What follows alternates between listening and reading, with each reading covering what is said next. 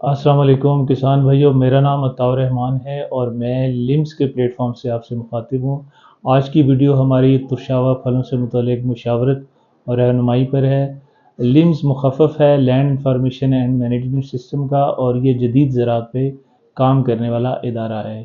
کسان بھائیو، ترشاوا پھل جو ہیں یہ پاکستان کی معیشت میں ان کا بڑا ایک اہم کردار ہے،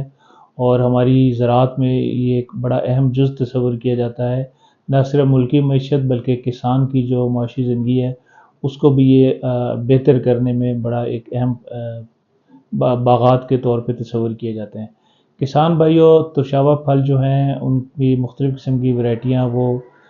مارکیٹ میں اویلیبل ہیں، جیسے خاص طور سے کینو، سنترے، لیمو وغیرہ ہو گئے، جو جب اس کا سیزن آتا ہے تو یہ بڑے عام استعمال ہوتے ہیں۔ نہ صرف پاکستان میں استعمال ہوتے ہیں بلکہ ان کی جو ایکسپورٹ ہے وہ ہم خلیجی ممالک اور اس کے علاوہ یورپ کو کی جاتی ہیں، اور انٹرنیشنل کمیونٹی میں ان کی بڑی ڈیمانڈ ہے۔ اسی طرح ان کی جی ڈی پی میں ان کا بڑا رول ہے، خاص طور سے جو سرگودا اور اس کے مضافات کے علاقوں میں جو سنترے کاشت کیے جاتے ہیں ان کی بڑی ڈیمانڈ ہے پوری دنیا میں، اور بڑا ایک اسے قدر کی نگاہ سے دنیا میں دیکھا جاتا ہے۔ کسان بھائیوں، جو سنترے کی جو فصل ہے یا جو ترشاوا پھلوں کی جو فصل ہے، ان کے لیے گرم آب و ہوا موضوع تصور کی جاتی ہے۔ اس کے علاوہ زمین کا جو پی ایچ ہے وہ تقریباً 6 سے 7 کے درمیان ہو، تو یہ آئیڈیل پی ایچ ہوتا ہے ان کے لیے، اور ان کو ایسی مٹی چاہیے جو تقریباً تھوڑی سی بہتر نکاسی ہو جس کی، یا کہہ لیں گے ہلکی سی ریتلی زمین ہو، کیونکہ اس کی جڑوں میں اگر پانی ٹھہر جائے تو وہ اس کے لیے نقصان دہ ثابت ہو سکتا ہے۔ اس کے علاوہ کسان بھائیوں، اگر آپ نے مٹی جو ہے وہ اچھے طریقے سے تیار کرنی ہے تاکہ آپ اس سے بہتر طریقے سے پیداوار لے سکیں، آبپاشی کا اس کا ایسا نظام ہے کہ آپ نے اس کو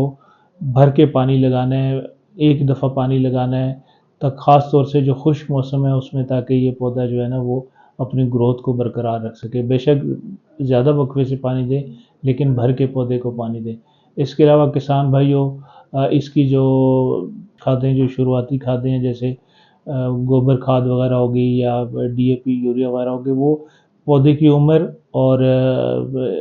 اس کے جو قد کاٹ کے حساب سے پودے کو دیے جاتے ہیں تاکہ اس کی گروتھ ہو، اور خاص طور سے سردیوں میں کچھ کھادیں دی جاتی ہیں، بڑا خیال رکھنا پڑتا ہے، اور اس کے علاوہ